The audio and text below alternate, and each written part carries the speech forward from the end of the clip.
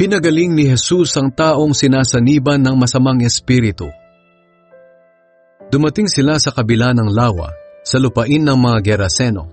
Pagbaba ni Jesus sa bangka, sinalubong siya ng isang lalaking galing sa kuwebang libingan. Ang lalaking ito'y sinasaniban ng masamang espiritu, at doon na siya nakatira sa mga libingan. Hindi siya maigapos ng matagal, kahit kadena pa ang gamitin nila. Ilang beses na siyang kinadenahan sa kamay at paa, pero nalalagot niya ang mga ito. Walang nakakapigil sa kanya.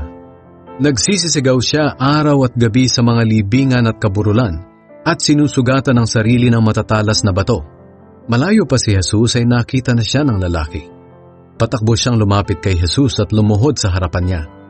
Sinabi ni Jesus sa masamang espiritu, "Ikaw na masamang espiritu, lumabas ka sa taong iyan." Sumigaw ang lalaki, "Ano ang pakialam mo sa akin, Jesus na anak ng kataas-taasang Diyos? Nakikiusap ako sa pangalan ng Diyos, huwag mo akong pahirapan." Tinanong siya ni Jesus, "Ano ang pangalan mo?" Sagot niya, "Kawan, dahil marami kami." At paulit-ulit na nagmakaawa ang masamang espiritu kay Jesus na huwag silang palayasin sa lupaing iyon. Sa di kalayuan ay may malaking kawan ng mga baboy na nanginginain sa gilid ng burol. Nagmakaawa ang masasamang espiritu na kung maaari ay payagan silang pumasok sa mga baboy.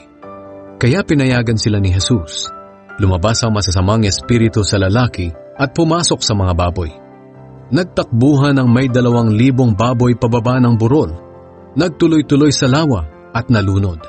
Tumakbo ang mga tagapag-alaga ng baboy papunta sa bayan at ipinamalita roon at sa mga kalapit-nayon ang nangyari. Kaya pumunta roon ang mga tao para alamin ang tunay na nangyari. Pagdating nila kay Jesus, nakita nila ang taong dating sinasaniban ng kawan ng masasamang espiritu. Nakaupo siya at nakadamit at matino na ang pag-iisip, kaya natakot ang mga tao. Ikinuwento sa kanila ng mga nakakita kung ano ang nangyari sa taong iyon at sa mga baboy. Kaya pinakiusapan nila si Jesus na umalis sa kanilang lugar.